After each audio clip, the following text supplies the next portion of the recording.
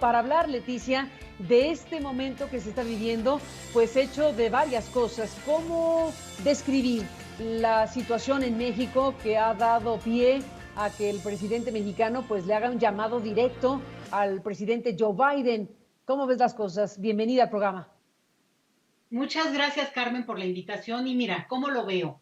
Como una cuestión que se vuelve visible porque hay fotos, porque hay videos. Pero en realidad esto es algo que estamos viendo a lo largo de los últimos 2 años, sobre todo, de una intensidad que empieza a verse claramente, por ejemplo, en una, bueno, casi rebelión que se ha dado en otros momentos en la parte de Tapachula, del sur del país, lo mismo que en el norte de nuestro país, las fronteras, digamos. Entonces, lo que yo veo es que hay una cuestión que empieza a hacerse visible, a la que hay que tomar cartas en el asunto, a la que se hace un llamado, incluso ahora que tú mencionabas la cuestión de que se pueda ya, digamos, presionar o hacer un llamado también al presidente de Estados Unidos para que acompañe este proceso de inversión en América Central, cuando también sabemos que eso puede ser una buena idea. Creo que en términos de postulado, de decir que la migración también es responsabilidad de los países de origen, es un paso muy importante, pero la verdad, Carmen, es que eso es a mediano o larguísimo plazo y por tanto, hoy por hoy, tenemos que buscar respuestas y soluciones, sobre todo en términos humanitarios, a lo que tenemos con nosotros. Y ese es el punto en el que estamos ahora. Es el punto en el que estamos ahora. Bueno, ¿qué me dirías del, bueno, sí, desde luego hay fotos, imágenes, se viraliza todo esto en el caso mexicano, pero digamos un fenómeno de tanta historia, de tal complejidad, ¿qué representa esto que en específico estamos viendo en estos últimos días? Mira, por la diversidad de flujos que estamos viendo en este momento, hay un cambio importante y tiene que ver en parte por la pandemia.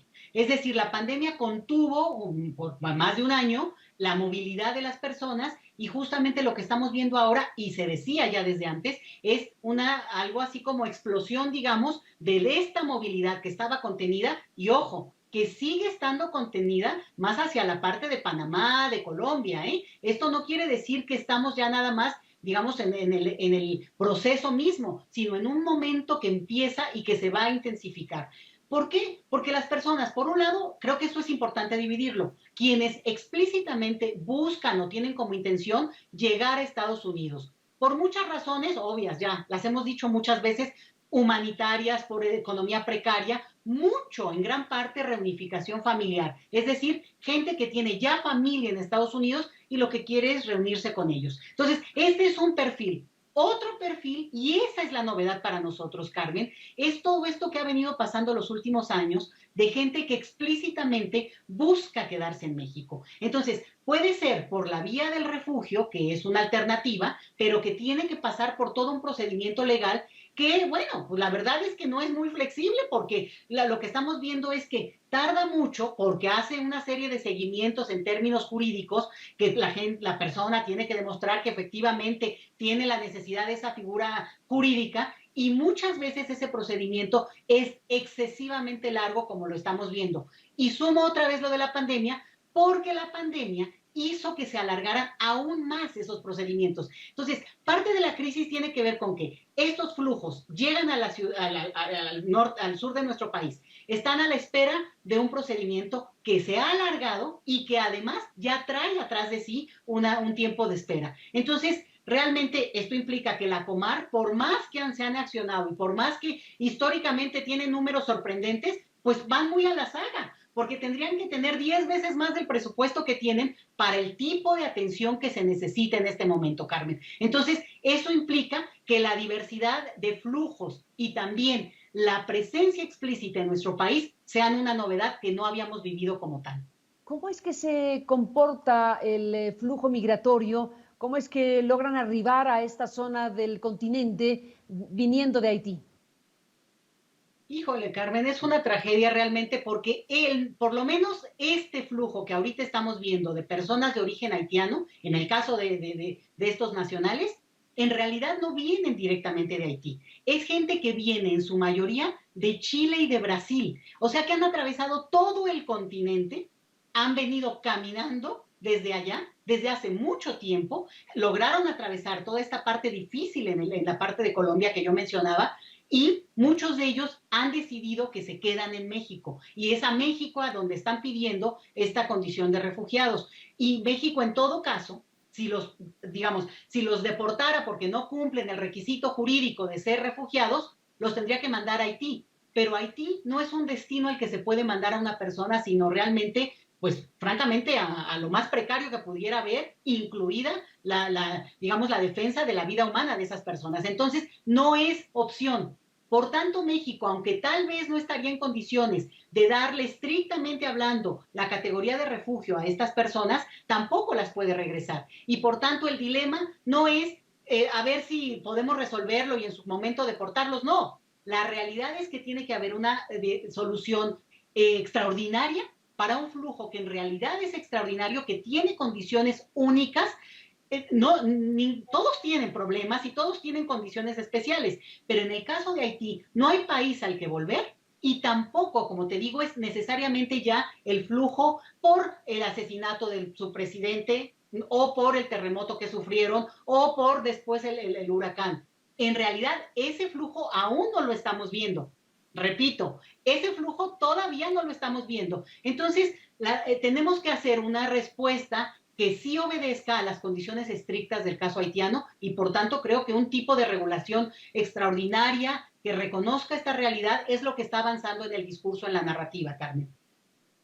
Déjame, para ir a la pausa, Leticia, preguntarte un dato. En el volumen de población migrante que año tras año se puede registrar en México, digamos, ¿qué proporción tiene la presencia de haitianos en este volumen? En este momento son el segundo grupo de solicitantes de refugio, después de los nicaragüenses, perdón, de los hondureños, y deberíamos incluir a los nicaragüenses, por cierto, pero después de los hondureños, con mucho, ¿no? Son entre 9 y 6 mil personas, arriba primero los hondureños, y después los haitianos, los que en este momento están en esa condición. Y después ya siguen, ya muy por debajo, digamos, grupos que salvadoreños, guatemaltecos, colombianos, venezolanos, que a nuestro país no arriban tantos, pero son un número importante también de este flujo continuo. En este momento está concentrado en hondureños y, por cierto, de ciertas regiones además, y de el caso de los haitianos que hemos mencionado.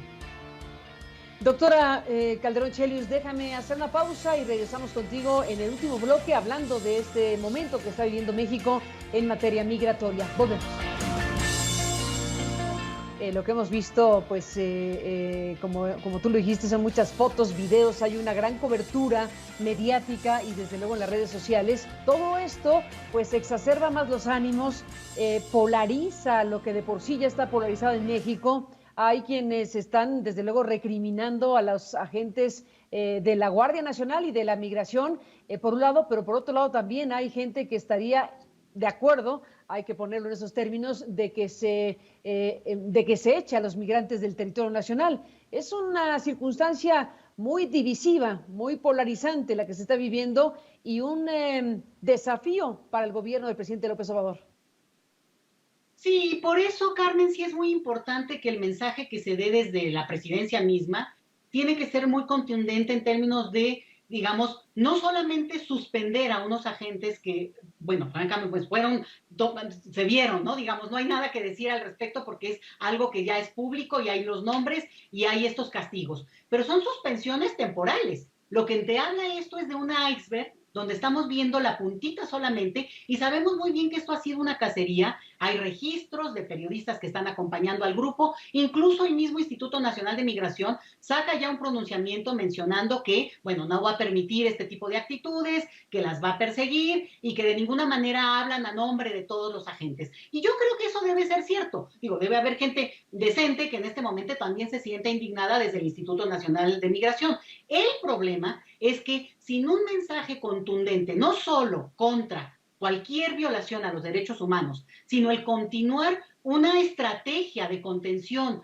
que violenta a las personas, en ese contexto, el tema que ha sido central en la lucha con el tema del tráfico, de la trata de personas, que sí ha llevado a cabo nuestro gobierno, Lo que está haciendo es que lo está neutralizando, lo está dejando fuera, en lugar de que sea realmente donde están poniendo todas las fuerzas, la energía de lo que se tendría que estar haciendo. Estas imágenes acaban dándole al traste a una política, a un proyecto que tiene que ver con cambiar el tipo de actitud que se tendría que tener entre los flujos. Es cierto que las personas están caminando, humanamente eso es una locura, Carmen, porque estamos hablando de que este es un territorio enorme, aunque yo ya lo dije, es gente que viene caminando de mucho más lejos y por tanto lo que tiene en ese sentido es cierto tiempo y ciertos recursos también, porque esto funciona en cadena, ¿sí? Entonces, ¿yo qué le diría a las personas que, digamos, son contrarias al tema del flujo migratorio y sin entrar en esto de que nosotros que somos un país de migrantes? Bueno, primero que nada, México ha firmado tratados internacionales y es nuestra obligación. Primero, punto. Y los firmó este gobierno, pero también todos los anteriores. Tenemos por lo menos unos 30 años de firmar, pero todo. Ese es el primer punto. Y el segundo es que nuestras leyes, incluida la ley de migración del 2011, incluyen, entre otras cosas, ni más ni menos, que el respeto irrestricto a los derechos humanos de las personas migrantes. Y por tanto, estas imágenes no pueden verse. Y a mí me parece que un llamado así de enérgico y humanitario, incluso en el tono que es muy bien recibido de parte del presidente en el sentido de que se conduele de las personas, las acompaña y entiende, y yo diría que, bueno, más allá de la nacionalidad, pues también son pueblos, ¿no? También es gente que tiene una condición muy humilde, de un origen, pues también muy precario, que habría que acompañar. Las personas tenemos derecho a tener posturas políticas frente a ciertos temas, pero si no vas a ayudar, entonces no estorbes. Si no vas a apoyar, entonces no apedres. Y yo creo que las conductas xenofóbicas son un tipo de apedreo que no vale la pena y no merece lugar en los espacios públicos de nuestro país, Carmen. Pues, doctora, entramos en la parte final. ¿Qué expectativa te da o te genera el envío epistolar del presidente mexicano al presidente de los Estados Unidos? Mira, Biden tiene un momento muy delicado ahorita porque tiene el tema de Afganistán, un cuestionamiento durísimo, y ahí en términos de lo electoral están jugando donde este tema entra también en el debate. Y entonces, el mandar una carta creo que es prudente, digo, ya el mismo mensaje ya le llegó a Biden, ¿verdad? No hay problema si le mandan o no la carta. El Sí, punto sí, es sí. la negociación que se haga, ¿no?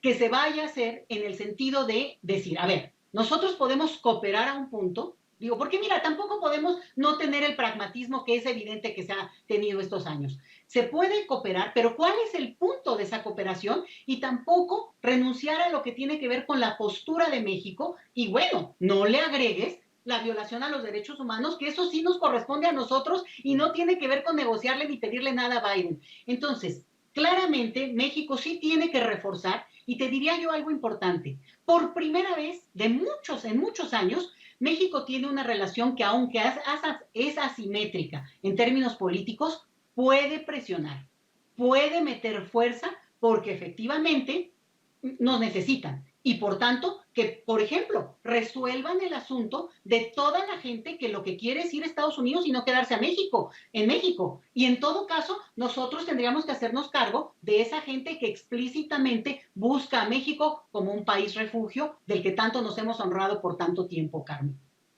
Ni más ni menos, pues, doctora Calderón Chelius, gracias por estar aquí en este programa. El tema da para muchísimo, desde luego. Seguiremos hablando si nos lo permites y por lo pronto gracias por estar aquí, pues en esta revisión particularmente de los últimos días y de las últimas horas y del fin de semana que acaba de pasar en materia de migración en territorio mexicano. Gracias, Leticia, por estar aquí y hasta la próxima. Buenas noches.